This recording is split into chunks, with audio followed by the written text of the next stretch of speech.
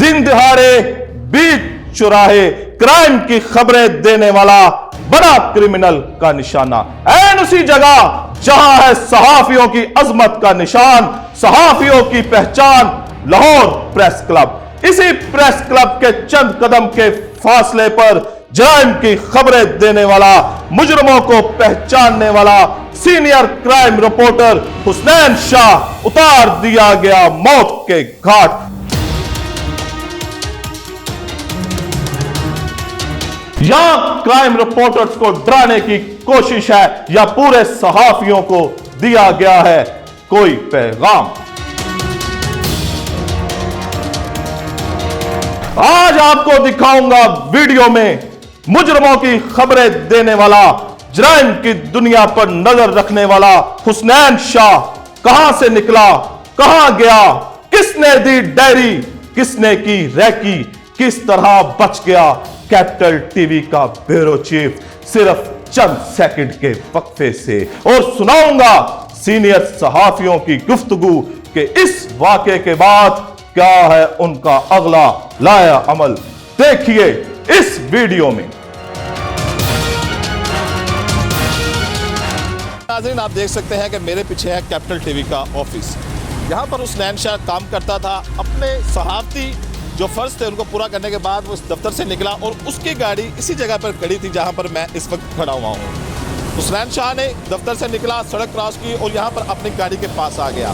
यहाँ से गाड़ी ली और गाड़ी से अगर आप इधर से जाए तो आगे मुस्लिम लीग हाउस का इशारा है। मुस्लिम लीग हाउस के इशारे से उसने गाड़ी को घुमाया और इधर से प्रेस क्लब की तरफ उसने अपना रुख किया जहां पर उसको मर्डर किया गया। जी नाज़रीन, आप मेरे पीछे ये रोड देख रहे हैं। इधर से हुसनैन शाह की गाड़ी आई और इन दो लाइटों के नीचे गाड़ी खड़ी हुई हुसनैन शाह की।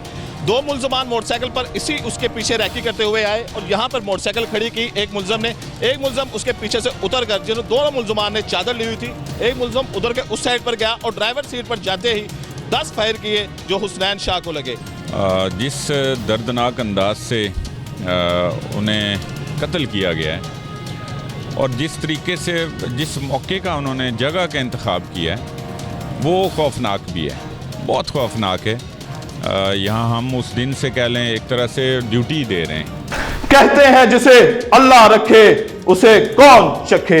आपको सुनवाता हूं कैपिटल टीवी के ब्यूरो चीफ शदाब रियाज की गुफ्तगू, जो एक लंबे अरसे से कर रहे थे हुसनैन शाह के साथ काम। किस तरह वो बचे इस वाक़े में बाल बाल।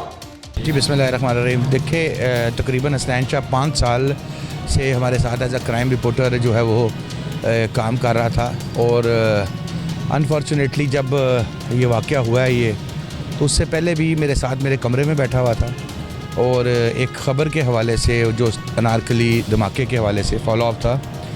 तो मैंने उसको मजाक में कह रहा था कि यार आपने ख़बर फाइल नहीं की, वो उमर जावेद ने भी कर दी, फ़लाँ ने भी कर दी। तो हंसते हुए उसने कहा नहीं मैं सर अभी करता हूँ। और उसके बाद उसने वो ख़बर फाइल की और फिर मुझे बैठ के कहता है शदाब भाई मेरा बीपर करवा दें। मैंने कहा चलो मैं अभी आपका बीपर करवाता हूँ। फिर साथ ही 4 सवा 4 बजे नॉर्मली मैं प्रेस क्लब आ जाता हूँ। यहाँ पर वो मुश्तबा बाजवा साहब हैं, इदरीस बाजवा, ये दो जब पहुँचते हैं ना मुझे फ़ोन करते हैं। उनका कॉल आया तो मैंने हुसनैन को कहा कि यार चलो मुझे आप क्लब ड्रॉप कर दो। इसने कहा जी ठीक है। ये उठ के अपनी सीट पे मेरे सामने बैठा हुआ था, खड़ा हुआ, और तो मैं बाहर निकला अपने रूम से तो मुझे कैमरामैन नज़र आया। मुझे एकदम याद आया कि ये तो सड़क की दूसरी साइड पे गाड़ी खड़ी करता है, तो इतनी दूर से घुमा के लेके आएगा ये, तो बेहतर है मैं बाइक पे ही चला जाऊँ। तो मेरे पीछे आया। उसने कहा जी नहीं शदाब भाई मैं आपको छोड़ के आऊँगा, मैं छोड़ के आऊँगा। बहरहाल मैं बाइक पे बैठ के कैमरामैन के साथ आ गया। तो ये आई थिंक उस वक्त सामने चला गया होगा अपनी गाड़ी लेने के लिए और घूम के ये यहाँ आया और मैं यहाँ आके अरशद अंसारी साहब वगैरह बैठे थे, हम बैठ गए हैं। 10 मिनट लगे होंगे, फायर की आवाज़ आई है। तो उस वक्त तो तस्वुर में भी नहीं था, वह मैं गुमान में भी नहीं था कि इस तरह का क्या हुआ है, बल्कि मेरे ज़हन में मुझे ये हमें लगा कि कोई यहाँ पर कोई मर्डर हुआ है। तो आप यकीन करो कि मेरे दिमाग में सबसे पहला ख्याल ये आया कि पता नहीं हुसनैन शाह को पता लगा है कि नहीं पता लगा। मैं क्राइम रिपोर्टर है और मैं उसको कहता हूँ कि चेक करे कि ये कौन है, लेकिन अरशद अंसारी साहब ने मेरा बाजू पकड़ा। मैंने कहा आज चलो देखते हैं। हम सब दोस्त तकरीबन को 30-35 के करीब जर्नलिस्ट यहाँ से निकल के वहाँ गए। वहाँ अभी खड़े हुए थे तो गाड़ी मुझे थोड़ी सी डाउट लगी कि यार ये गाड़ी मुझे हुसनैन की लग रही है। तो उसने नंबर प्लेट उसकी अप्लाइड फॉर थी।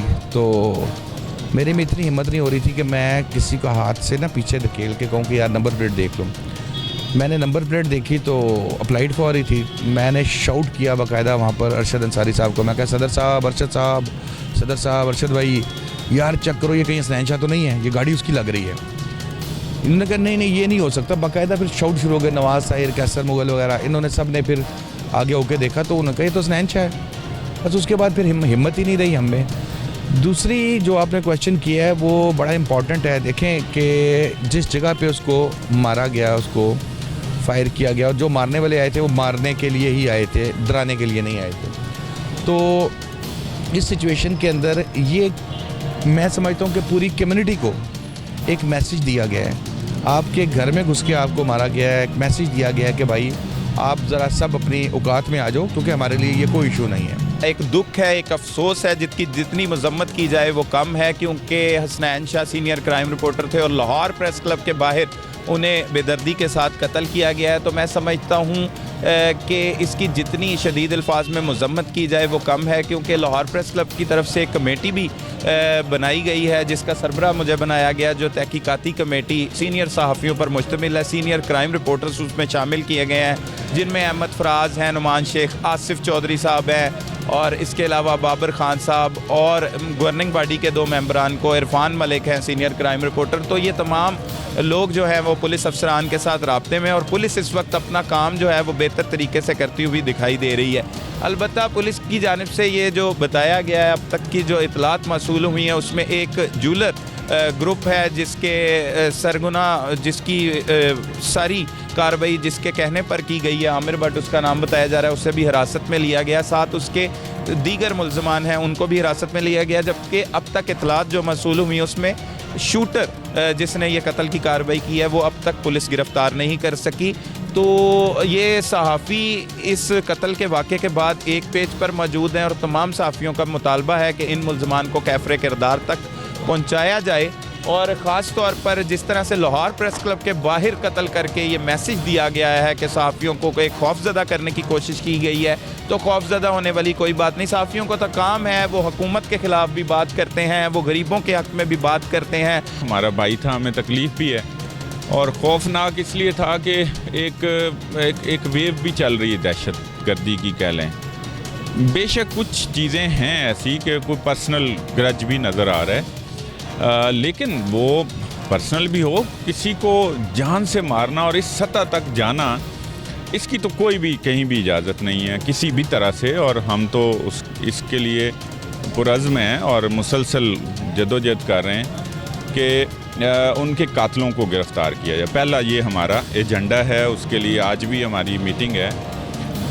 वो उससे बहरहाल मैं ये कह रहा हूँ कि एक खौफ व हरास जो है ना वो पैदा हो गया है कि सहाफ़ी महफूज नहीं है। अच्छा, सहाफ़ी ये सिर्फ लाहौर की बात नहीं हो रही, इस तरह के वाक़े का मतलब ये होता है कि वो पूरे पाकिस्तान में फैल जाता है और पूरे पाकिस्तान के सहाफ़ियों में बेचैनी की एक लहर है।